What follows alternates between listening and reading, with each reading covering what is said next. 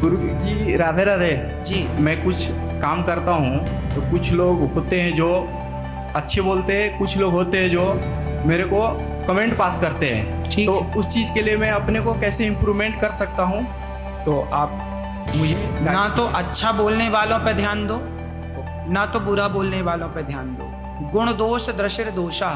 अच्छा ये बताओ, जब आपको कोई सम्मानित करता है, सम्मान देता है आपको, तो सम्मान अभिमान दिलाता है और अपमान क्रोध दिलाता है। न तो ना क्रोध ना अभिमान दोनों ही अच्छे हैं, दोनों ही बुरे हैं। गीता में यही तो कहा, कर्मण्येवाधिकार से, तू कर्म करता चल, अच्छाई बुराई छोड़, बस करता चल, अच्छा काम करता चल, अपने आप सफल होते चले जाओगे। जो अच्छे हैं, बुरे लोगों को बिल्कुल इग्नोर करते चले। राधे राधे गुरुजी। हाँ मैया। इरादे तो है मंजिल की, सफर करना नहीं आता, हमें कहना तो आता है मगर करना नहीं आता। राधे राधे गुरु जी।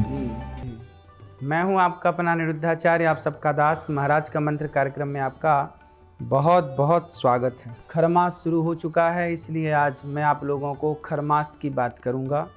खरमास का मतलब क्या है, खरमास शब्द कहाँ से आया, खरमास में शुभ काम कितने किए जाते हैं, कितने नहीं किए जाते, इसके पीछे की पूरी बात आपको आज मैं सुनाऊंगा। बात करते हैं आज की उपाय की। सबसे पहले घर में कुछ भी अशुभ नहीं होना चाहिए, जो है उसे निकाल दीजिए। जो भी अशुभ विचार हैं, जो भी अशुभ थॉट हैं, सब खत्म कर दीजिए। हर वस्तु और हर व्यक्ति से विशेष तरह की ऊर्जा निकलती है। अगर वस्तु ठीक है तो उसकी ऊर्जा शुभ होती है, लेकिन अगर वस्तु ठीक नहीं है तो उससे अशुभ ऊर्जा निकलती है, नेगेटिविटी निकलती है। घर में कभी भी बंद घड़ी को ना रखें। यदि बंद हो गई है तो सेल डाल करके उसे चालू कर लें, बिगड़ गई है तो उसे हटा दें। घर में बंद घड़ी आपके जीवन में दुर्भाग्य को ला सकती है। चलती हुई घड़ी बुरे समय को टाल देती है। घर में बंद घड़ी रखने से निगेटिविटी फैलती है, इसलिए बंद घड़ी नहीं रखनी चाहिए। जैसे घड़ी रुक गई, ऐसे आपका वक्त, आपका समय भी जो अच्छा था वो रुक जाता है। घर में बंद तालों को नहीं रखें। तालों को यदि खाली ताला रखा है तो उसे खोल करके रखें, बंद करके नहीं। घर के दरवाजे पर भी बहुत लोग ताले बंद करके लटका देते हैं, उसका कोई इस्तेमाल नहीं होता, वो हमेशा बंद ही रहता है। उसकी चाबी कहीं खो गई है, पता ही नहीं है कहाँ चली गई। तो ऐसे तालों को घर में ना रखें। खोल करके चाबी उसमें फंसा करके, खोल करके जहाँ रखना चाहें उसे सुरक्षित खोल करके रखें। जब ज़रूरत पड़े तो लगाइए, फिजूल में ही वो लगा ना रहे, है ना। तो इसलिए ये चीज़ें छोटी छोटी हैं।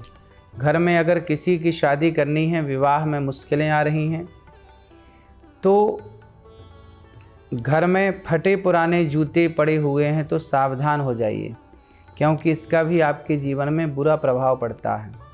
जैसे बच्चों के विवाह होने में देर होना इत्यादि, बहुत सारे छोटे छोटे जो रुकावटें हैं वो खड़ी रहती हैं, परेशानियां बन करके। पुराने जूते चप्पल हैं जिनका आप उपयोग नहीं करते, पर पड़े हैं तो पड़े ही हैं, उन्हें सबको हटाएं और जगह को साफ़ सुथरा करें।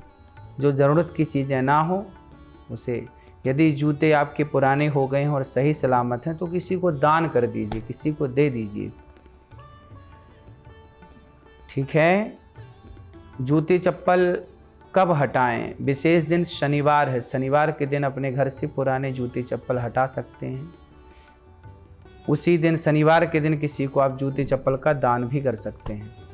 कपड़ों का सीधा संबंध भाग्य से होता है, इसलिए अगर घर में खराब कपड़े रखते हैं तो वह आपके जीवन में दुर्भाग्य ला सकता है। इसलिए जो कपड़े आप नहीं पहनते किसी भी वजह से, तो फट गए हैं या कुछ भी हो गया हो, उसे किसी गरीब को, ज़रूरतमंद को आप दे सकते हैं। वो आपको दुआ भी देगी और आपके जीवन में आनंद भी होगा। अभी तो ठंड का मौसम भी है, पुराने कोई कपड़े हैं जो आपके उपयोग के ना हो, वो किसी को आप दे सकते हैं। गरीबों में बांट देंगे तो दुआएं मिलेंगी। घर में देवी देवताओं की बहुत पुरानी मूर्तियाँ, बहुत पुरानी तस्वीर, जो मूर्तियाँ खंडित हैं, जो तस्वीर फटी हैं, खंडित मूर्ति और फटी तस्वीरें भी घर में नहीं रखना चाहिए, उन्हें विसर्जित कर देना चाहिए। नदी के तालाब के किनारे एक गड्ढा खोद करके और उसमें विसर्जित कर देना चाहिए, ऊपर से बालू डाल देना चाहिए। बात करेंगे भविष्य की। आओ भविष्य को संवारते हैं। भविष्य संवारने में मैं रोज़ आपको बताता हूँ कि घर में किन की तस्वीर लगाएं तो क्या होगा।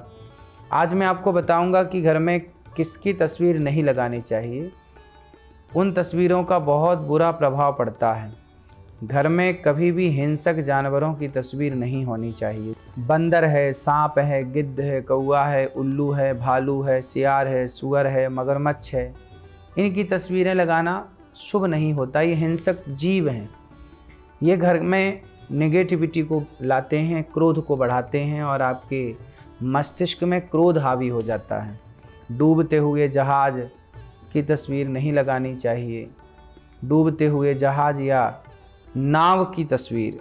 तो ये ताजमहल भी, अब वहाँ से तो शिवालय शिव जी हट गए, मंदिर तो अब पुराने समय पे वो मंदिर ही था, लेकिन अब वो एक मकबरा है।